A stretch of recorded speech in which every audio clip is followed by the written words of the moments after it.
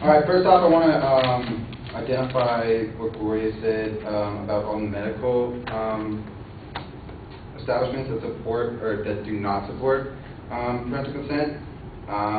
They all don't support it because they all turn a profit with these underage abortions. They're all making money with these teens going and getting abortions, so of course they wouldn't support these laws. Okay, so that's totally irrelevant.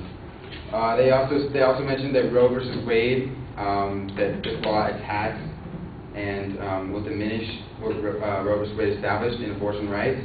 The law does not erode abortion rights; it only strengthens parental rights.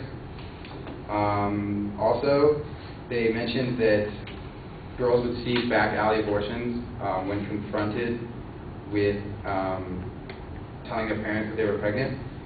In the states that have parental consent laws, there's no evidence showing that, any of these examples.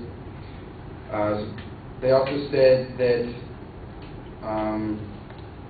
in unsupportive families, the children would be abused. The law would actually prevent abuse because it requires the parent. It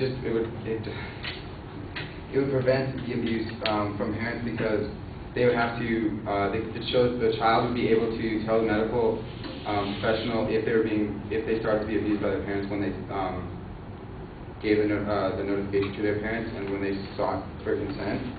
They also said that they'd be delayed by 22 days, I think, in the judicial process if their parents didn't give them consent.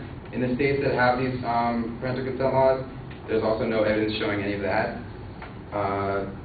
They also stated that religion and beliefs are a valid reason to not have this law. Religion is supposed to be separate from the state, so that does not pertain to what we were talking about. More than 50% of teen pregnancies are fathered by a man over the age of 18.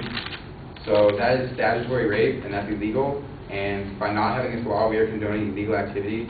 So it just doesn't make any sense.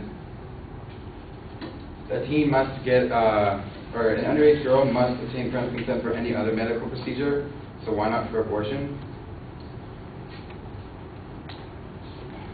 Sergeant Tom Yarrington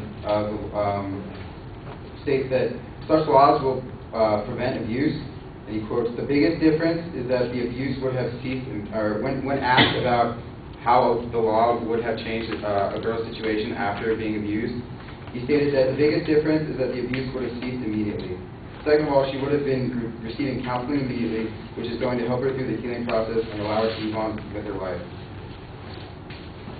He also stated it gives us better investigative leads and allows us to locate more victims and allows us to provide earlier intervention in the abuse cases.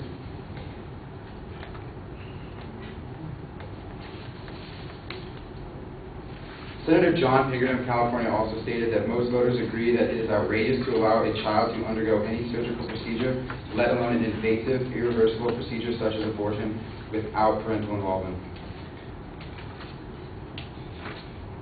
States that have parental consent laws show no evidence of any injury or death from any illegal abortion, parental abuse, or delayed medical care linked to the parental consent laws. Also, how can we allow the abuse to continue to these children without having this law? If we have this law, the abuse will stop, and that's as simple as that. So how can we sit by and let all these children be abused and do nothing? They can't even vote for this law. We're the ones that are going to have to change it, so let's change it.